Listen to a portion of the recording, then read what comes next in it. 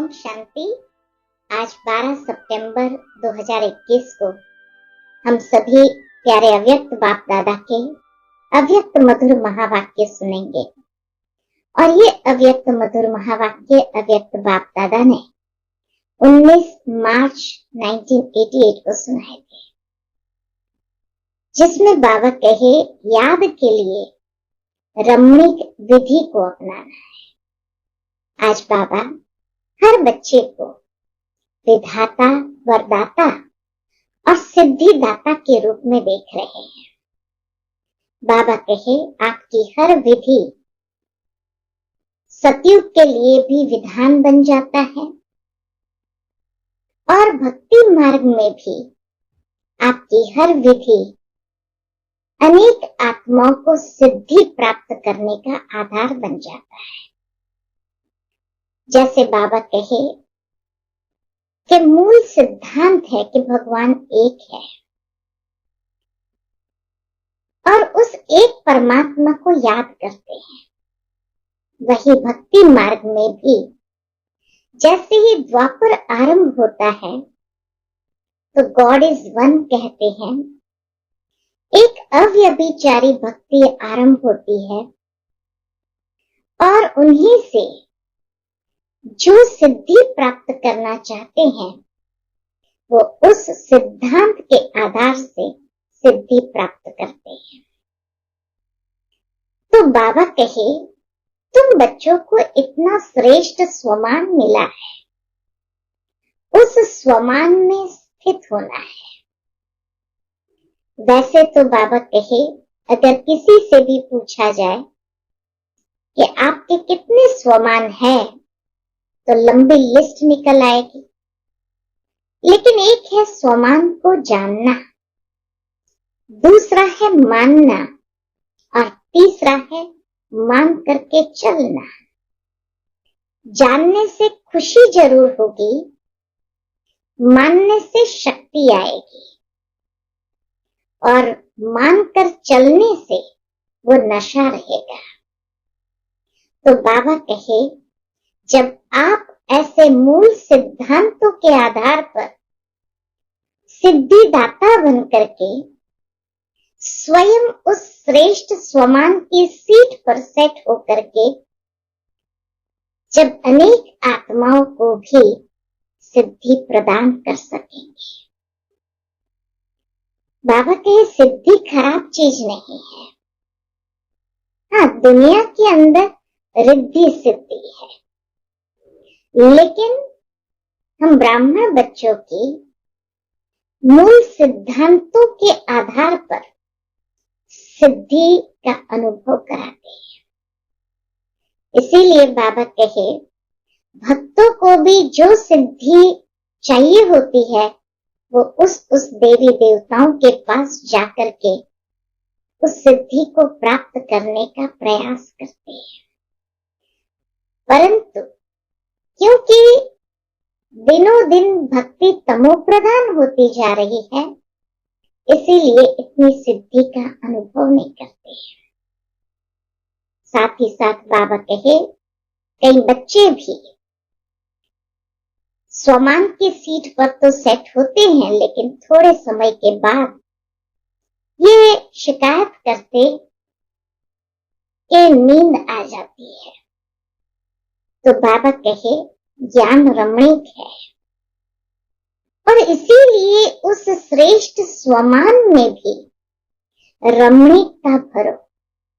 जैसे बाबा ने उदाहरण दिया कि बीज रूप स्थिति है, यह श्रेष्ठ स्वमान है, लेकिन कभी उसको लाइट हाउस के रूप में अनुभव करो, कभी माइट हाउस के रूप में अनुभव करो, कभी वृक्ष के बीज रूप बाबा के साथ बीज स्वरूप होकर के बैठने का अनुभव करो। ऐसे विभिन्न रीति से रमणीकता से उसको यूज करते हुए अनुभव करेंगे तो बाबा कहे कभी थकावट महसूस नहीं होगी और जीवन के अंदर उस रमणीकता के आधार पर नित्य नए अनुभव या अपने अनुभव में भी नवीनता का अनुभव करेंगे। तो सुनते हैं बाबा के मधुर महावाक्य। ओम शांति। याद में रमणीकता लाने की युक्तियां। आज विधाता वरदाता बाप दादा अपने मास्टर विधाता वरदाता बच्चों को देख रहे हैं। कितनी श्रेष्ठ नजर से बाबा हम बच्चों को देखते हैं। हर एक बच्चा विधाता भी बने हो तो वरदाता भी बने हो। साथ साथ बाप दादा देख रहे थे कि बच्चों का मर्तबा कितना महान है। इस संगम युग के ब्राह्मण जीवन का कितना महत्व है। विधाता वरदाता के साथ विधि विधाता भी आप ब्राह्मण हो। आपकी हर विधि सतयुग में कैसे परिवर्तित होती है वो पहले सुनाया। पिछले संडे को बाबा ने हम सभी को बताया कि किस तरह हमारी हर विधि सतयुग में परिवर्तित हो जाती है। इस समय के हर कर्म की विधि भविष्य में चलती ही है, क्योंकि वर्तमान समय में हमारा हर कर्म बाबा की याद में श्रेष्ठ कर्म होने के कारण ही वह विधि बन जाती है। तो बाबा कहे इस समय के हर कर्म की विधि भविष्य में चलती ही है, लेकिन द्वापर के बाद भी भक्ति मार्ग में इस समय के श्रेष्ठ कर्मों की विधि भक्ति मार्ग की विधि बन जाती है। इस समय की विधि जो श्रेष्ठ कर्म में हमने अपनाई है वो भक्ति मार्ग में भी विधि बन जाती है। तो पूज्य रूप में भी इस समय की विधि जीवन के श्रेष्ठ विधान के रूप में चलती है। ब्राह्मण जीवन के हर श्रेष्ठ कर्म की विधि भविष्य में भी जीवन के श्रेष्ठ विधान के रूप में चलती है। और पुजारी मार्ग अर्थात भक्ति मार्ग में भी आपकी हर विधि नीति व रीति में चलती आती है। तो विधाता वरदाता और विधि विधाता हो। इसलिए बाबा कहे विधाता वरदाता और विधि के आधार पर विधान बनाते हो तो विधि विधाता हो गए। आपके मूल सिद्धांत सिद्धि प्राप्त होने के साधन बन जाते हैं। हमारे मूल सिद्धांत सिद्धि प्राप्त होने के साधन बन जाते हैं। जैसे उदाहरण देते हैं बाबा, जैसे मूल सिद्धांत बाप एक है, धर्म आत्माएं महान आत्माएं अनेक है, लेकिन परमात्मा एक है। इसी मूल सिद्धांत द्वारा आधा कल्प आप श्रेष्ठ आत्माओं को एक बाप के द्वारा प्राप्त हुआ वर्षा सिद्धि के रूप में प्राप्त होता है। तो मूल सिद्धांत एक बाप है और एक बाप को ही जब याद करते हैं तो सिद्धि के रूप में वर्षा प्राप्त होता है। आज का बाबा का मधुर वरदान हम बच्चों के प्रति है।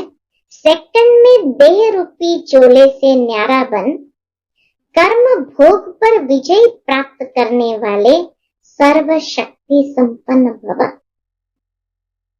सेकंड में देह रूपी चोले से न्यारे बन कर्म भोग पर विजय प्राप्त करने वाले सर्वशक्ति संपन्न भव।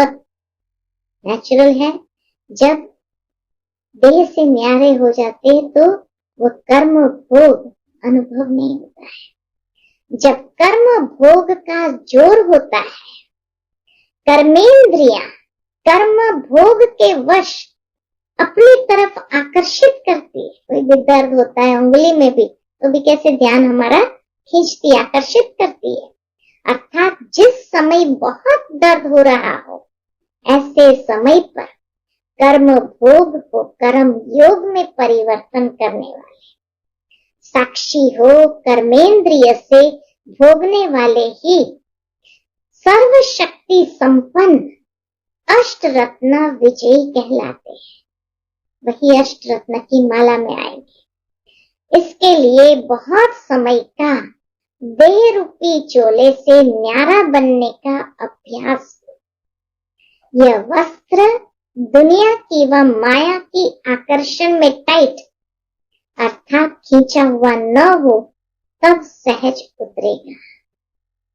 ये वस्त्र, देह रूपी वस्त्र दुनिया की व माया की आकर्षण में टाइट न हो अर्थात खींचा हुआ न हो तब सहज अलग हो जाएंगे, देह से न्यारे हो जाएंगे। आज का बाबा का मधुर स्लोगन है, सर्व का मान प्राप्त करने के लिए निर्माण चित्त बनो। निर्माणता महानता की निशानी है। सर्व का मान प्राप्त करने के लिए निर्माण चित्त बनो। निर्माणता महानता की निशानी है। अच्छा, ओम शांति।